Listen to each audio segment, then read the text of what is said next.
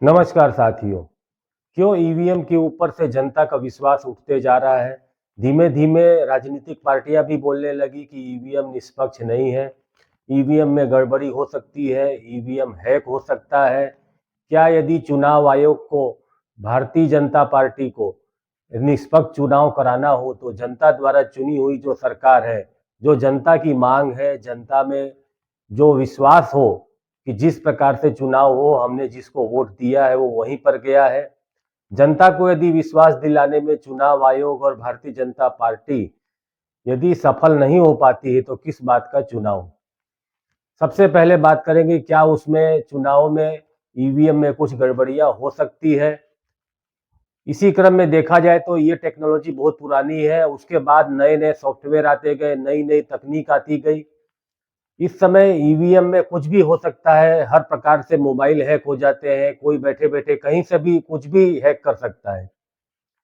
Digital का जमाना है और यदि जो वोटर है उसको विश्वास नहीं है कि हमने जहां बटन दबाया और वोट कहां जाता है, और वो मतदाता को पता नहीं चलता है कि हमारा वोट कहां जा रहा है। ये पता होता है केवल चुनाव आयोग को। चुनाव आयोग बोलता है कि निष्पक्ष है, आपका वोट सही जगह जा रहा है। लेकिन जनता को विश्वास कैसे दिलाया जाए? जनता को विश्वास तभी होगा जब वो बैलेट पेपर से होगा, तो उनको सामने पता चलेगा कि मैंने जिसको वोट दिया उसकी पर्ची हमने बॉक्स में डाल दी। दूसरी चीज ये हो सकती है कि जो मतदाता वोट डालने जाता है, वीवीपैट की स्लिप यदि मतदाता को दे दी जाए और मतदाता लेकर उसको अलग बॉक्स में डाल दे, तो इतना विश्वास हो जाएगा कि मैंने जिसको वोट डाला उसी की पर्ची निकली और वो पर्ची हमने बॉक्स में डाल दी। आज के तारीख में क्या होता है कि काले रंग का वीवीपैट के ऊपर कांच है, वोट कौन किसको दे रहा है, अंदर छप रहा है कि नहीं छप रहा है, कि पुरानी पर्ची अंदर से लाइट जला के दिखाई दे जा रही है। लेकिन जनता में जो विश्वास होना चाहिए चुनाव के प्रति वो धीमे धीमे कम होते जा रहा है। लोगों में इतना निराशा है, लोग बोलते हैं कि सत्ता के अहंकार में भारतीय जनता पार्टी अलग अलग कानून बनाने लगी। चुनाव आयोग में भी वो अपने आदमियों को बैठाने लगे, सुप्रीम कोर्ट के जज को उन्होंने कानून बदल कर हटा दिया। अब वो सीधे सीधे सरकार के जो भी होंगे उनके हितैषी वही चुनाव आयोग में बैठेंगे। वो बैठेंगे तो क्या न्याय करेंगे? लोगों के साथ करेंगे। चुनाव आयोग के पास हर चुनाव में कितनी कंप्लेन जाती है और चुनाव आयोग उसके ऊपर ध्यान देता नहीं है। जो भी कंप्लेन आती है सरकार के ऊपर आती है, भारतीय जनता पार्टी के ऊपर आती है, लेकिन उसको ठंडे बस्ते में डाल दिया जाता है। गुजरात का चुनाव हो, मध्य प्रदेश का हो, छत्तीसगढ़ का हो, अलग अलग कई वहां पे कंप्लेन आती गई। चुनाव आयोग को लिखित शिकायत दिया गया लेकिन कोई सुनवाई नहीं हुई। अब लोगों को ऐसा लगता है कि निष्पक्ष चुनाव कराना हो तो बैलेट पेपर से ही कराना पड़ेगा। ईवीएम में कई प्रकार की खामियां हैं, कुछ भी हो सकता है, उसके अंदर सेटिंग हो सकती है। कोई भी यदि उसके अंदर मशीन है तो उसके अंदर इलेक्ट्रॉनिक मशीन के अंदर एक चिप होती है, चिप होती है तो उसके अंदर प्रोग्राम होता है। तो किस प्रकार का प्रोग्राम, जो डेटा डाला गया है, जिस प्रकार से अपने मोबाइल में हम लोग अलार्म लगाते हैं कि कितने बजे उठना है, 2 दिन बाद का लगाते हैं, 3 दिन बाद का लगाते हैं, तो ठीक उसी तारीख को उतने बजे ही बजता है। तो उसी क्रम में यदि ईवीएम में भी कोई यदि सेटिंग कर सकता है कि उसी तारीख को इतने बजे से ही वो ईवीएम में टेम्परिंग होगी, उसके पहले जितनी बार भी आप जांच करिए बराबर बताएगा। तो ये भी हो सकता है कि आप उसके बाद चुनाव के पहले जितनी बार भी मशीन को चेक करिए बराबर ही बताएगी मशीन। लेकिन जिस दिन मतदान होगा और वो भी 10 बजे के बाद, 11 बजे के बाद यदि उसमें प्रोग्राम डाला गया हो तो 11 बजे के बाद उसमें गड़बड़ी हो सकती है।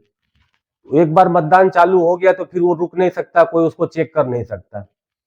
सबसे बड़ी बात यह है कि जैसे जैसे चुनाव आयोग चुनाव कराता है और जिस प्रकार से उनके ऊपर शिकायतें आती है, शिकायतों का न सुनना, विपक्ष की आवाज को न सुनना, हर प्रकार से उनकी आवाज को दबा देना, सरकार हो, भारतीय जनता पार्टी के नेता हो, वो चुनाव में कोई भी बयान देते हो, हर प्रकार के उनके बयान को चुनाव में यदि कोई उसका विरोध करता हो विपक्ष, तो चुनाव आयोग उसके ऊपर कार्रवाई नहीं करता है। तो जनता ये सोचती है कि चुनाव कराने से क्या फायदा है, यदि इसी प्रकार से चुनाव होता हो तो एक निष्पक्ष लोकतंत्र बनाने के लिए, निष्पक्ष चुनाव कराने के लिए एक विश्वास चुनाव आयोग को बैठाना पड़ेगा कि नहीं, हम जिस व्यवस्था के हिसाब से हम चुनाव करवा रहे हैं वो जनता में विश्वास बैठना चाहिए। धीमे धीमे जनता में विश्वास टूटते जा रहा है, इतना टूटते जा रहा है कि जनता में निराशा हो गई। वो हर प्रकार की बात करने लगे कि ईवीएम वहां पकड़ी जाती है, कभी कहीं कुछ अंदर घोटाला होता है, अलग अलग प्रकार से शिकायतें आती है।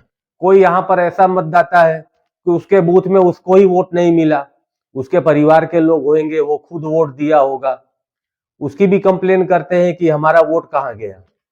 लेकिन ईवीएम में होने के कारण वो उसका कोई सबूत नहीं होता है कि कहां पर किसने वोट दिया और गया कहां।